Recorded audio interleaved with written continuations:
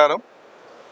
ఈరోజు పొదిలి పొగాకు బోర్డులో ఉన్నటువంటి సంక్షోభాన్ని నివారించమని మా అధినాయకుడు ఇచ్చినటువంటి ఆదేశానుసారం ఇక్కడికి రావడం జరిగింది.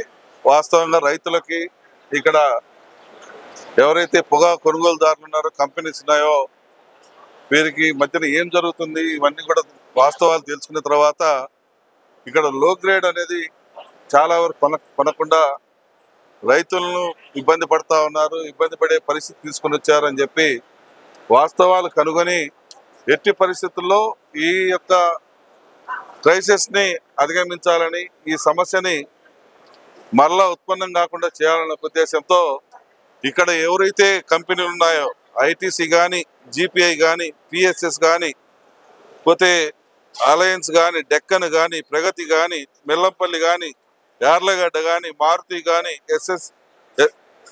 ఎస్ఎంఎస్ కానీ, ప్రకాశం కానీ, ఇలా 11 కంపెనీలు ఏవైతే ఇక్కడ పర్చేజ్ చేస్తా ఉన్నాయో ఈ కంపెనీల యాజమాన్యాలందరితోటి కూడా ఇప్పుడు మాట్లాడటం జరిగింది.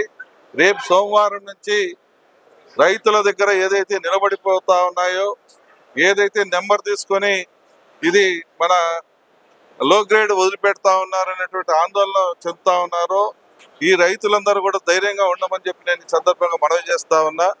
రేపు సోమవారం నుంచి ఈ కంపెనీలన్నింటినీ కూడా రిక్వెస్ట్ చేశాం. రేపు సోమవారం నుంచి కూడా పర్సెంటేజ్ పెంచి వాళ్ళు లో గ్రేడ్ కూడా తీసుకుంటామని చెప్పి హామీ ఇచ్చారు. కాబట్టి తప్పకుండా రైతులకు న్యాయం జరిగే విధంగా చూడటం జరుగుతుంది. కాబట్టి ఏ ఒక్క రైతు కూడా ఆందోళన చెందవద్దని చెప్పి ఈ సందర్భంగా మనవి చేస్తా ఉన్నాం. 18 మిలియన్ల పంట మన ప్రాంతంలో పండింది. ఈ రోజుకి 3.5 మిలియన్లు మాత్రమే ఈ రోజు కొనుగోలు జరిపించాం. ఇంకా జరిపించాల్సిన అవసరం ఉంది. వాస్తవంగా మన ప్రాంతంలో 11 మిలియన్లకు మాత్రమే పర్మిషన్ ఉంది.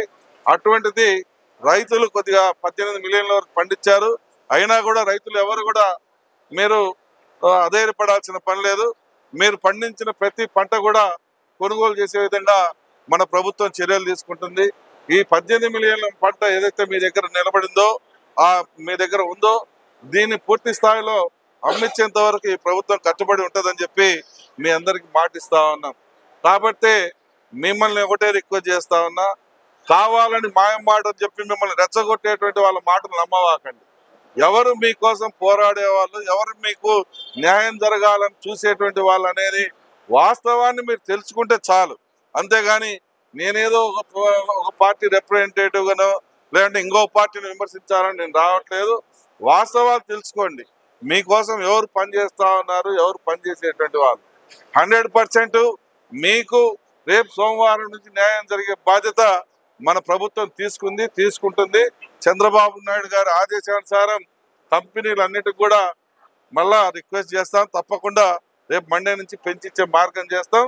మీకు 100% మీకు న్యాయం జరిగేలా చూస్తాం. అందరూ ధైర్యంగా ఉండండి. Thank you.